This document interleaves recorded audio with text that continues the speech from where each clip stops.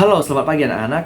Pada pembelajaran kali ini, Bapak akan membahas tentang materi cara meningkatkan kualitas belajar yang baik. Pengertian kualitas belajar yang baik, istilah kualitas awalnya digunakan oleh Plato dan Aristoteles untuk menyatakan esensi suatu benda atau hal, yaitu atribut-atribut yang membedakan antara suatu benda atau hal lainnya.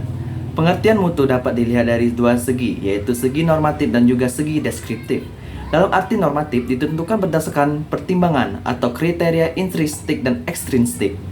Berdasarkan kriteria intrinsik, yaitu mutu pembelajaran merupakan produk pembelajaran, yaitu manusia terdidik sesuai dengan standar ideal. Berdasarkan ekstrinsik, yaitu pembelajaran merupakan instrumen untuk mendidik tenaga kerja.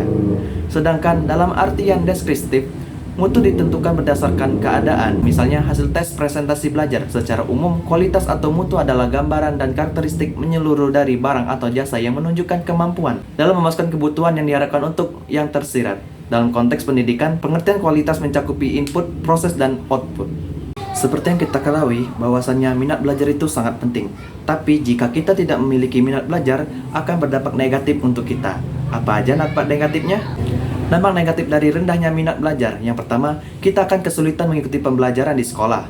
Yang kedua, kita beresiko tinggal kelas. Yang ketiga, kita sering menyontek. Yang keempat, kita hilangnya kepercayaan diri. Yang kelima, memiliki ilmu dan wawasan yang sempit. Dan yang keenam, dijauhi oleh banyak teman. Dan yang terakhir, sulit lanjut ke sekolah lebih tinggi. Ada juga beberapa cara agar kita memiliki kualitas belajar yang baik, seperti 1. Semangat dan memotivasi belajar dari diri sendiri. Poin pertama dan yang paling utama tidak lain adalah niat, semangat, dan motivasi dalam diri. Musuh poin ini adalah rasa malas dan juga mager, begitu kata anak-anak zaman sekarang.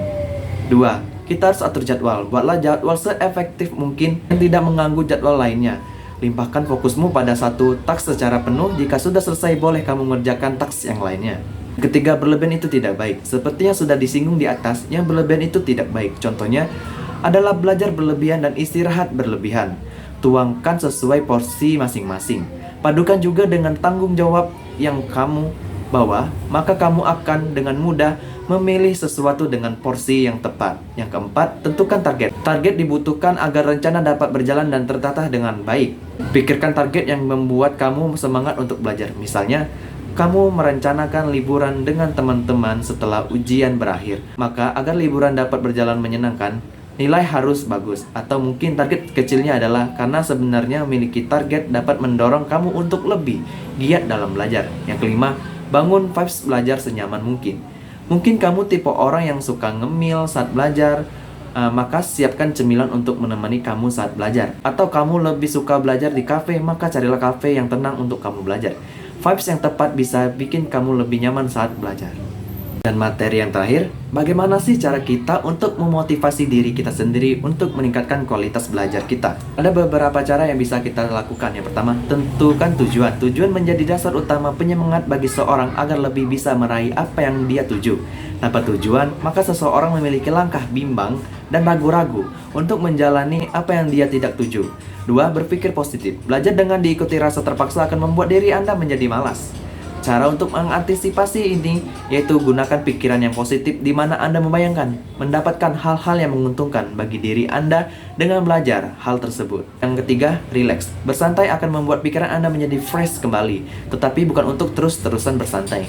Mungkin Anda bisa tidur sejenak yang akan membuat tubuh Anda teristirahatkan. Seperti mandi air hangat dapat membuat tubuh dan pikiran Anda menjadi segar. Belajar dengan hidangan cemilan biskuit dan teh hangat, mendengarkan radio dan menonton televisi sejenak untuk meningkatkan ide serta kreativitas Anda. Atau membaca buku cerita, memotivasi, dan sejenisnya yang akan menambahkan kepercayaan diri Anda. Yang keempat, belajar kelompok.